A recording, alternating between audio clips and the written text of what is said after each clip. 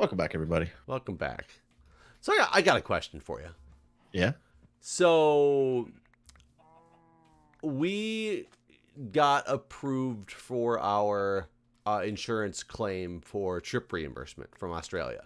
Really? Yes. Well, because we had a legitimate medical excuse. And actually, it's funny because the baby... Oh, because you're her dad? No, because the baby. The baby, we told you the doctor wrote the note saying that we shouldn't be traveling to places of low air quality because he had like a little respiratory thing going on. So what insurance was this, like health insurance? It's some travel insurance that you can buy after the fact that protects against, certain things. But we bought it before the fact that we had to take him to the doctor and got this note and everything. Mm-hmm. And it turns out he got way worse. Like he was on antibiotics up through the yesterday because he got this really nasty cough and like the eyes were just like pouring goop out of them.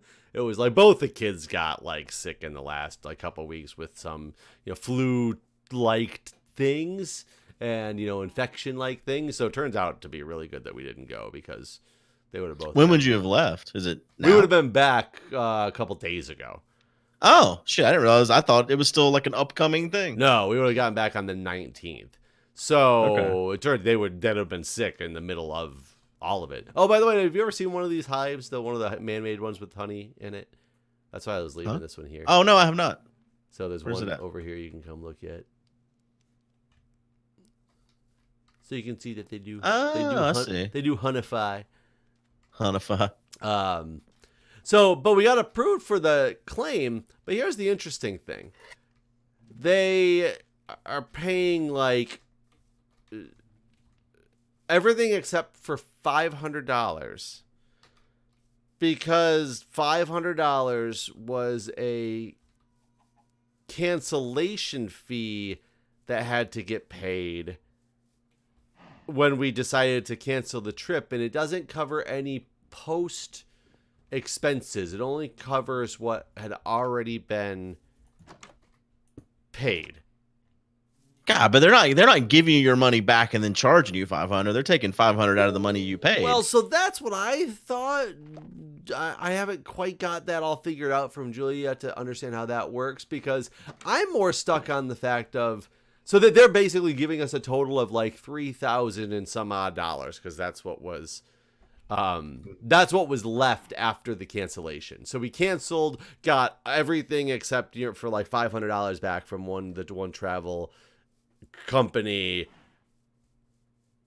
Or no, we didn't get like $2,500 back, but $500 of it was this after cancellation fee. I don't quite know how all the numbers work because I'm not the one who bought it all. So basically, the insurance company is paying us $2,000 as opposed to $2,500, which is what we're technically have into the trip so far, minus the cost of the insurance policy, which was like $600 in itself. My concern, it's expensive. My concern is that had we just not canceled, since we won the travel insurance claim, they would have paid us for everything, which would have been $8,000. Whoa, that's like a $6,000 difference. Well, that's because we canceled, so we got a lot of the money back. But we had to pay like this extra cancellation fee on top of it. There was like one through the airline that we did get because I think that was like, we just didn't give you back this much money, so it wasn't an extra payment. So that was considered not post cancellation payment. But the other one, for some reason, was you pay us $500 and we'll give you back this. I don't know why it works that way, but that's how it worked. So we can't get that back. But where I'm really struggling is not only for a company to somehow have their terms be written in if you want to cancel, we'll give you back this much money after you pay us this much money. Like, that doesn't make any sense to me. But for two, it's like literally we could have not done the courteous thing and actually canceled, and they would have paid us $8,000. But since we did cancel when we were told to cancel for this medical reason, which is why we're winning the insurance claim, we are getting penalized $500 for it.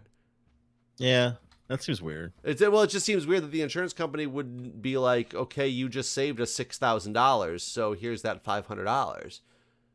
Right. Like basically it's we will pay you less money and charge you for it essentially because you guys did what you were supposed to do and actually canceled the trip, as opposed to just not refunding your stuff and paying the full amount and having us pay the full amount.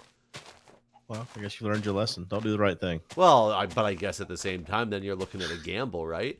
Because what if they had somehow like fought it and we're like, well, we don't buy this like medical excuse, so therefore we're gonna. Yeah, that's true. Which I always find weird about insurance policies. Like, I'm glad that they actually said, yes, we're going to do it, because it makes you feel okay about that company in the future.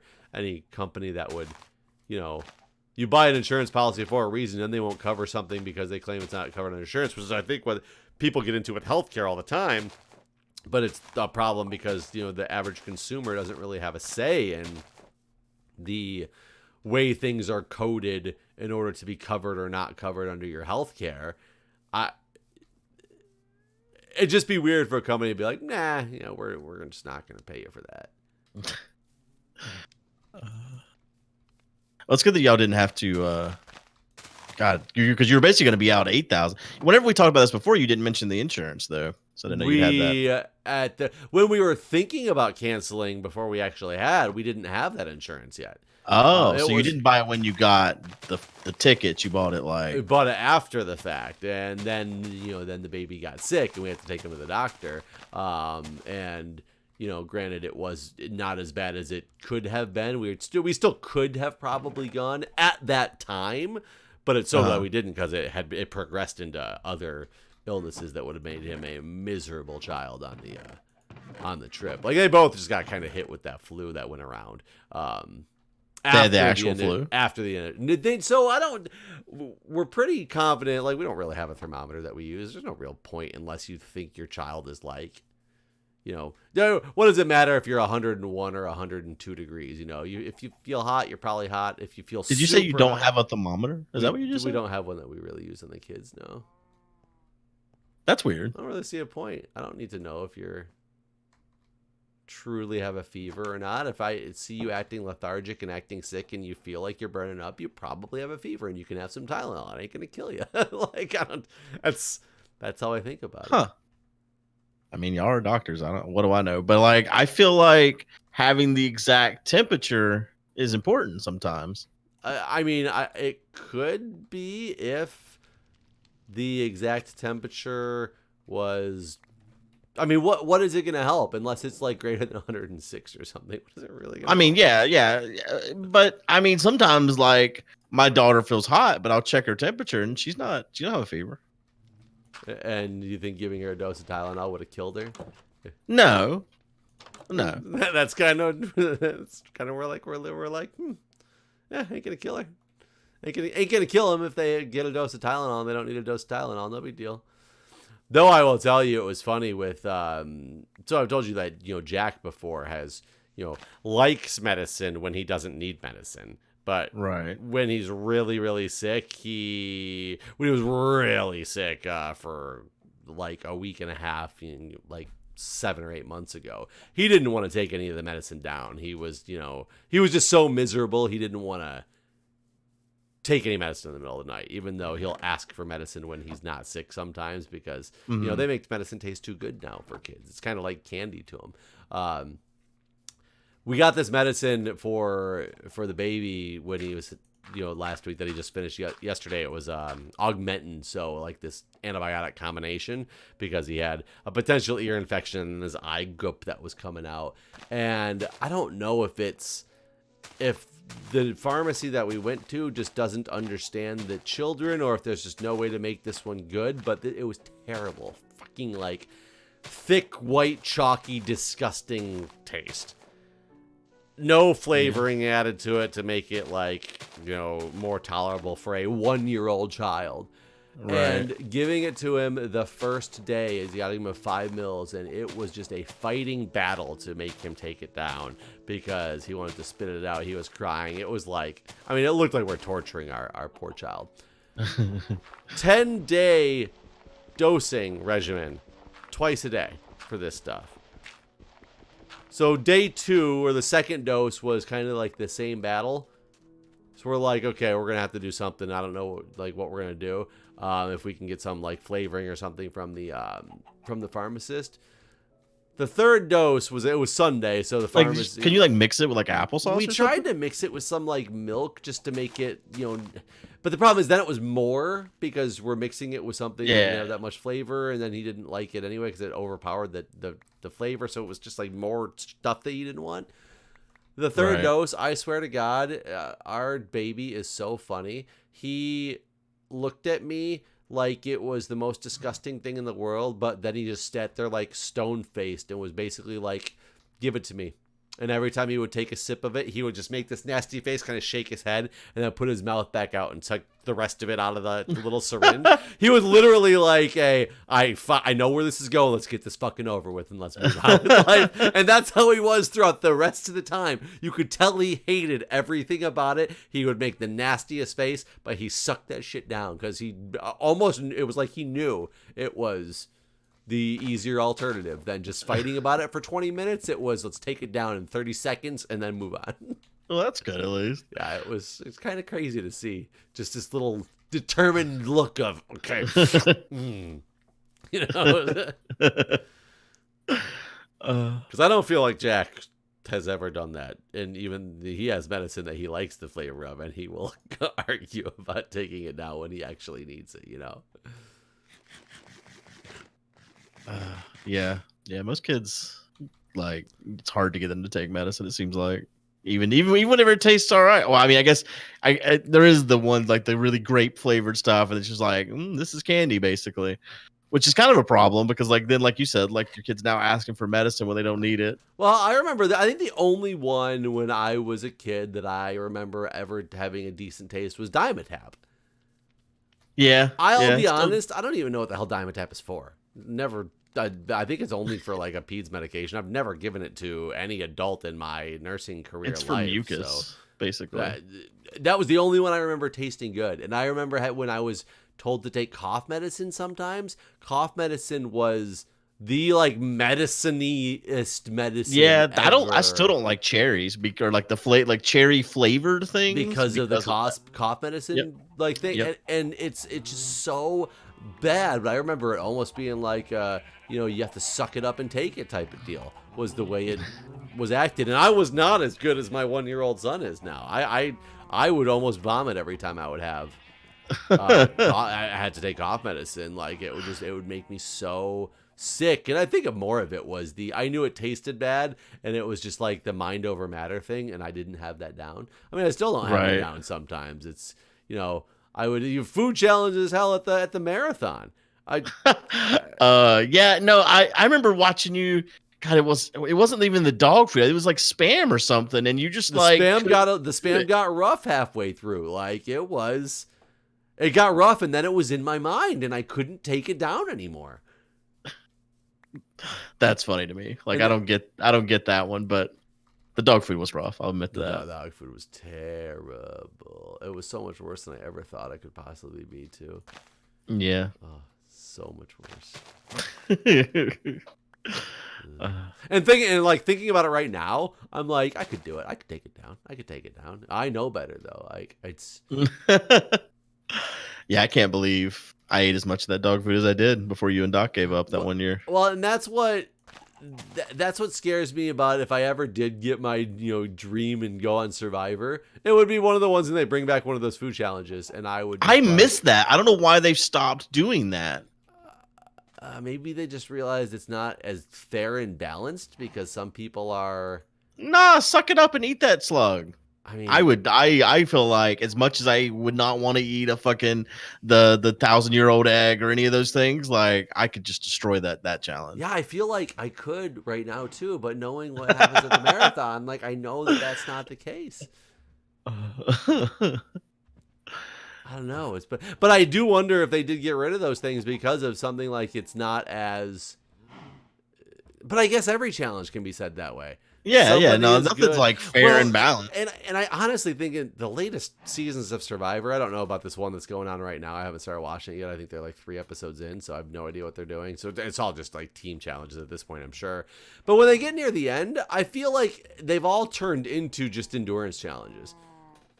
Right. And I'm just like, I don't know, like they all just seem to do the same concept and the same thing over and over and over again with an occasional like more interesting one thrown in there, but a lot of times it's like, okay, we're gonna do the one where you put the you balance the ball on your head against the bar and you're up on your tiptoes. Who stays here the longest? Like, this is what it's gonna Right. be. You know, I feel like that's all what the end challenges are anymore, and there's very limited ones that challenge different skill sets of people when you get to the end. Yeah, I agree. I feel like, I mean, I don't know. I haven't watched the last season yet either, so I'm way behind. Like I haven't I'm seen trying to remember if it was any good. the war or whatever, like the wars of the past or whatever the fuck it was called. It was the ones where like they brought back previous winners. Oh, no, the previous winter one I think is the one that's on right now. You're talking. Oh, is it? I Okay. think so, because season 40 I thought was supposed to be the one with all the previous winners. You're talking the one where it had Rob and Sandra were. And Rob, I think, was there too. Well, the Rob and Sandra were there, but they weren't contestants. Right, they were just helping. They were helpers in some way, shape, or form. Which I haven't seen that season. It was that part of it was done strangely. I don't know if I thought that gimmick was good. There was interesting things that happened last season that I'm curious to see your take when you actually do watch it, because it was, you know, more real life problems that got brought into that season of Survivor. It's just a matter of I want to know how much of it was Okay. not 100% legit or done for ratings in a way, because that's been some of it won't make sense to you until you see it, but it was. I feel like, I mean, there's things I've read that have made people question that whether the things that they went through, whether they were done legitimately or if they were done just for ratings. It would surprise me. I feel like more and more as that show goes on, there's more shit that's just like rating gimmicks than anything else. Right. I wouldn't call this one a gimmick per se, but it's.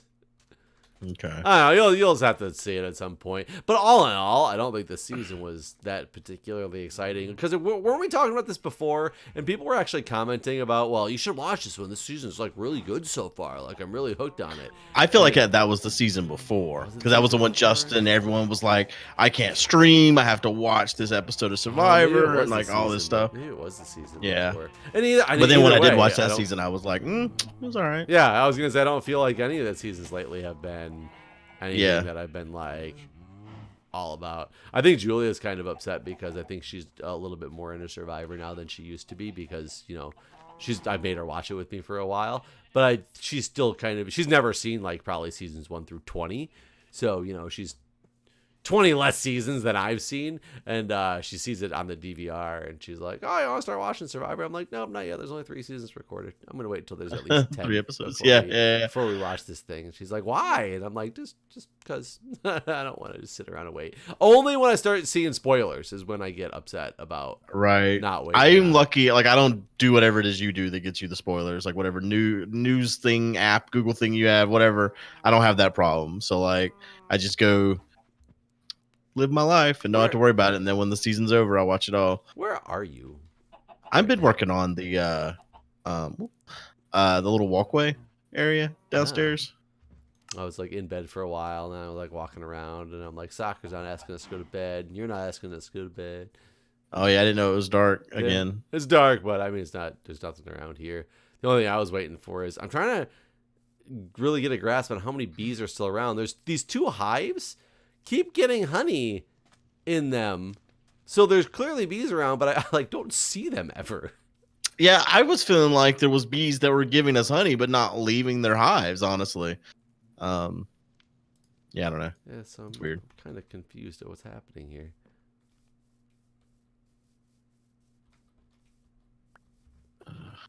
Out of wood. There's plenty of it over here. Oh wait, you need a different dark. Yeah. There's not plenty of that over here. No, it's like these 3 trees that keep growing. And I feel this hive that I know has 3 bees in it. It's like not honeyed. Maybe they need more flowers. So I only got 1 flower in here. Yeah, I think flowers do affect how quickly the honey comes out. Maybe I don't actually know. I'm just saying shit. You're still a little baby bee. I'll put the flower down. Did you move some of the bees up into the bee house? Yes. Oh, it's kind of weird. I put a campfire underneath this beehive that's in the treehouse, and I didn't realize the smoke, when it rises, it like stops if there's a block above it, and it's weird. You see the smoke? Yeah. That's really strange. Yeah, there's 2 bees that were in here, and I bred them once to get this little guy. So I'm waiting for him to come out again so I can breed him. This thing did fill up once with honey, but it's been in here since like, halfway through the last episode we did. So I was waiting for these guys to come out of their little hive. Hi, bee. I don't think they're supposed to come out at night. So this bee jumped out. Right when I should sleep. Yeah, right when I came. He's probably in the nether. He was in the nether a minute ago. There's a zombie. Wait, and a skeleton? I was about to say, how's this zombie shooting me with an arrow? That was weird. I just saw the arrow, too. I saw the skeleton. All soccer's in. There's like a bunch of animals mobs over here. I'm sleeping while looking at an arrow through my foot.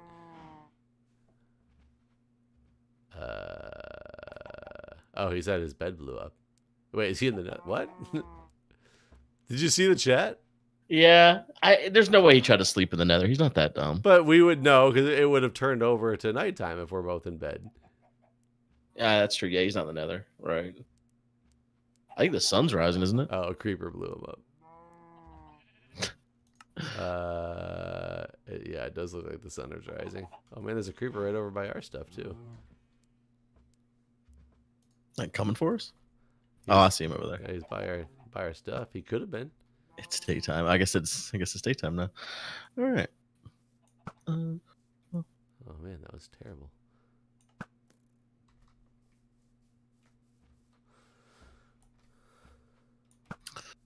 I did find out, thanks to somebody's comment, that apparently just breeding these mushrooms is not going to get us the brown one. Apparently, you have to get struck by lightning. What? I guess it has to get struck by lightning in order to make a brown mushroom. Wow, fucking. I don't know if it's wow fucking. In that split-second animation where you hit the 2 wheats and they got the hearts on their head, it's got to get struck by lightning at exactly that point. That would be definitely interesting. Oh yeah, this thing is dripping with honey now. Dripping.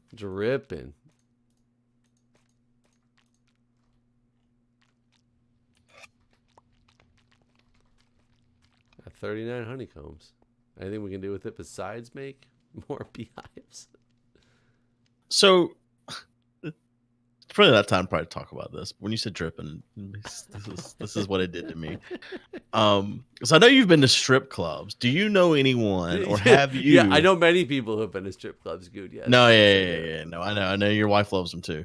But do you know anyone who has ever hired an escort or a prostitute? Not that has admitted it. I have some friends from back home that I am very confident have done so. Oh, I take that back. I do know there's some of my fraternity brothers do when they were in Mexico. Like, do you have any good stories? No, because I wasn't there. Because I wasn't there. No, I wasn't there, so I didn't get all the good stories. I wasn't in the room with them. I personally, in general, don't have a problem with the concept of like prostitution. I think they should like legalize it and make it like a safer industry and things like that. But it's not federally illegal, right? Because I mean, there's some state. I mean, I guess marijuana is federally illegal, but there's some states. Yeah, I don't know, because I mean, there's like the Bunny Ranch and stuff out in Vegas that's or just outside of Vegas. Well, it's not in Vegas, but yeah, it must be just outside of Vegas. That's that's completely legal to do so.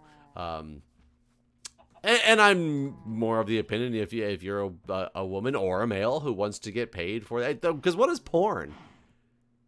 People are getting paid to make porn, right? Right. So, but I mean, I guess it's not. What's the difference with that? People are being paid to engage in the act of sex, whether it's a prostitute, a Jane John, is that what they call them? Type of transaction, or whether it's you're doing it for my watching pleasure, because technically then you're just a voyeur, right? Right. So if I pay 2 other people to have sex in front of me, is that prostitution? I think if you pay someone to have sex, period, it doesn't have to be with you. I think that's still prostitution. So in theory, anybody who pays for porn, isn't that what they're doing? No, because the act's already been performed. What if you pay a live cam girl? Then I don't know. That's a good question. But in my personal opinion, I don't necessarily think it should be illegal. I think it's, if you want to get paid to do that, more power to you. If you want to pay to do that, more power to you. Like, I don't have a problem with it. The people that I do suspect have, the ones that the friends of mine that haven't admitted it, it's usually things that happened in back rooms of strip clubs.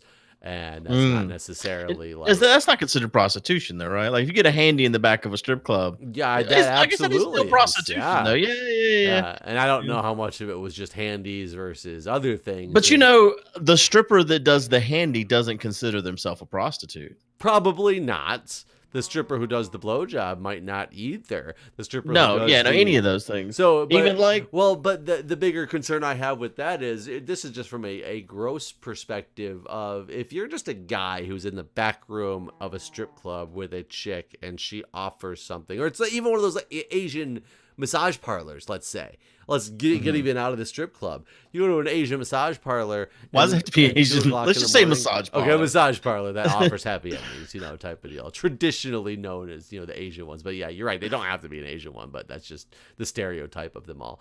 And, whoever your, massage therapist is that's giving you your massage, gives you the little wink, wink, nudge, nudge for like more money or whatever. You were her only client that day.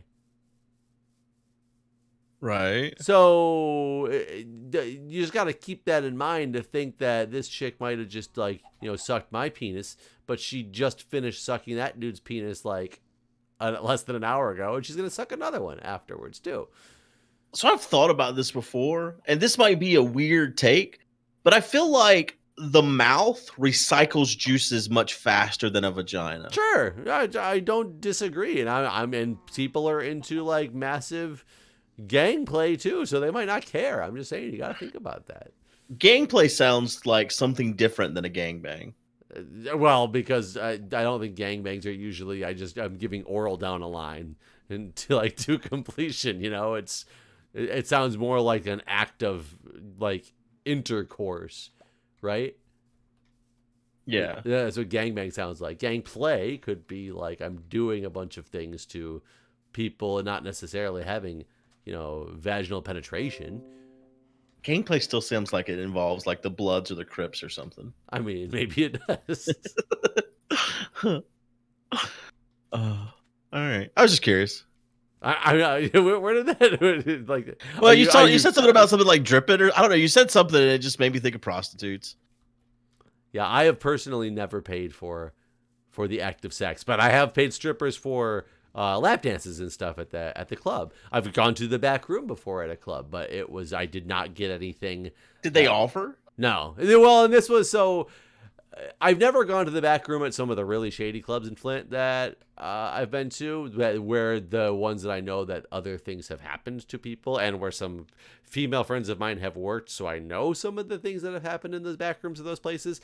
The one place I did go into the back room, quote unquote back room, I guess it wasn't even a back room though, it was a Deja Vu, which is the only all nude strip club in Michigan.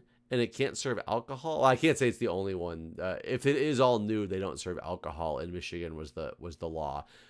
But it was the only all nude one I knew about, and I went to, and they had literally, it was like saloon door stalls that were right off of the main area where people are watching the stage, so you could see the people's feet. And if you if the bouncer would just walk by, he just like peek over, it's like a cubicle sized saloon. It's not, you didn't have any privacy.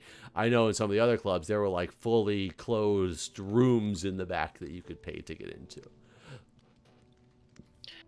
Like for me, because I had a friend and that he went to the back room of a strip club and never came out. I don't know if he went to strip clubs or not. I think he probably did, but like he definitely had paid for sex on more than one occasion. And like for me, I don't know. That just wouldn't work for me. Like, I don't think I could get off. Oh, I think I could easily. I think I might be able to get off better because of this. If I felt it was a transaction that I paid for, it's like, you know, the customer is always right type of deal, right? Like I feel like I don't need to be in the mindset that I need to please you. You're supposed to be pleasing me.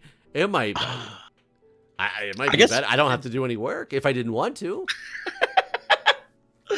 I guess. I don't know. I feel like for me, part of what's required for me to get off is them to get off too. Yeah, we've talked about you, and you're like, oh, I gotta emotionally like him too. I can't do a one night stand. I'm a stand up guy. It's not I'm a stand up guy. I mean, maybe I am. I don't know, but that's not how I see it. Like, you know, I mean, but I don't know. It's just I don't know. So I guess it's just different based on the people or whatever. But whenever you said that, you just reminded me of your whole choking somebody immediately came. I mean, it happens. Sometimes you realize the things you like when you didn't know you were gonna like them that much. So that's why I always try everything once before you. Before you diss it. Yeah. Right. Yeah, you never know what you're gonna like. Exactly. Anyways, we took a direction. It's my fault. A direction. Well, we're out of time, everybody. I hope you've enjoyed tonight's episode. See ya. Thanks for watching.